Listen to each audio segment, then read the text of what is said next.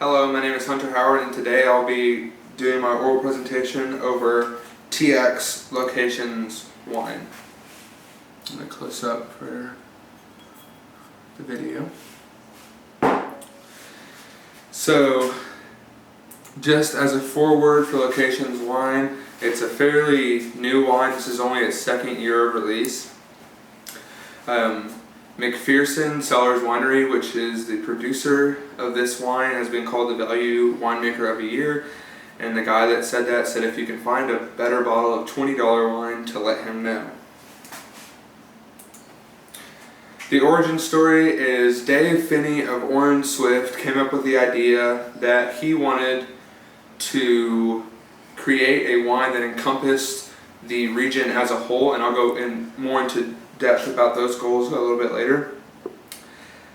He's made wine locations from Spain, France, Italy, California, Portugal, Argentina, Oregon, Washington, and most recently Texas. Of all those, he's made all of them by himself in his own wineries, and has only recently partnered up with McPherson Cellars Winery of Lubbock, Texas, to complete the TX Locations wine. The goals of Locations wine can be broken down into three simple goals: simple, complex, and fun. The simple goal was to make the best wine from a given location. The complex goal was tracking down vineyards that were capable of making that such wine. And the fun part was traveling around and meeting amazing people that had competitive nature to try and make the best wine of that region.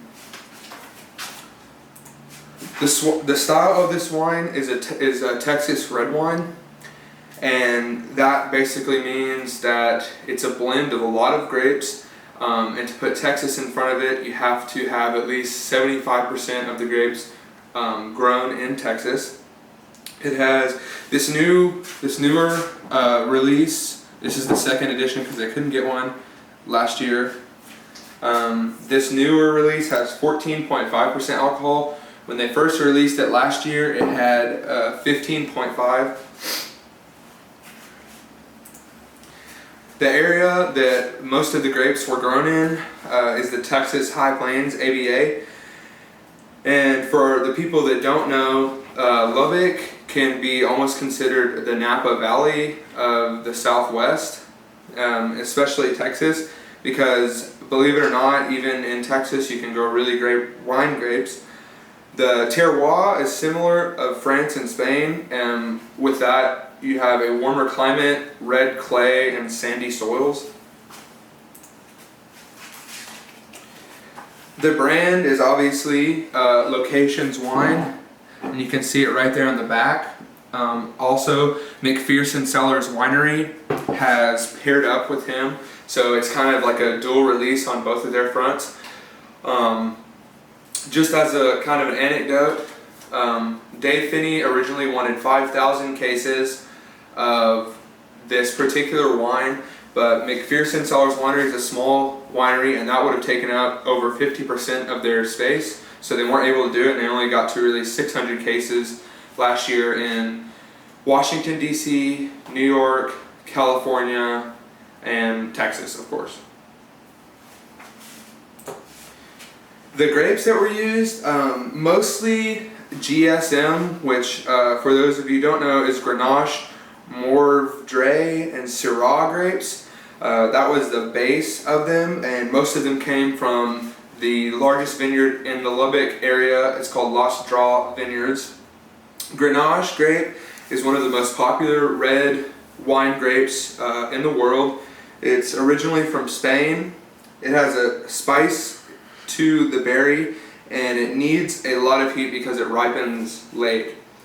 That's this first picture. Mourvedre grapes are originally from the Mediterranean coast of Spain. They are very high in acid and classified as tannic grapes. So this is where a lot of the alcohol content in the wine comes from. Syrah grapes, just very similar to those first two grapes. Carignan has a high acidity, and also it has a couple of Bordeaux varieties in there.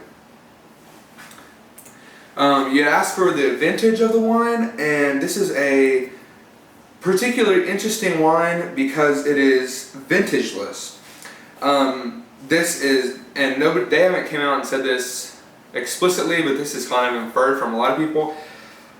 Because this wine had to be made from 75% Texas grapes, McPherson Cellars had to actually mix different grape varieties from different years, so just to make it classification of a Texas red wine. And some people might think this is odd, but this is actually what they do in the Champagne region. They mix varieties and different vintages to improve consistency. And a part of this is because Texas has a lot of weather extremes, both hot and cold. So if one year it may not be as good, it could be better the next year. And what they're going to do is mix some of those together to improve the overall quality. The taste of the wine, and this is directly from the Locations Wine website. It's a beautiful dusty plum hue with aromas of black plum, raspberry, floral notes of lilac and rose, and cedar, black tea, and slate. The flavors are red fruits such as cranberries, grapefruits, and hints of cherry colo. And I'm not a sommelier by any standpoint, and I normally like sweeter red wines. And I had actually written an article for McPherson Cellars Winery about their re-release, and I was pretty hyped up about this wine, and honestly I was a little bit let down just because it wasn't my favorite. I really like the bottle though, so I'm going to be keeping that. Thank y'all for listening, and once again, this is TX Locations Wine.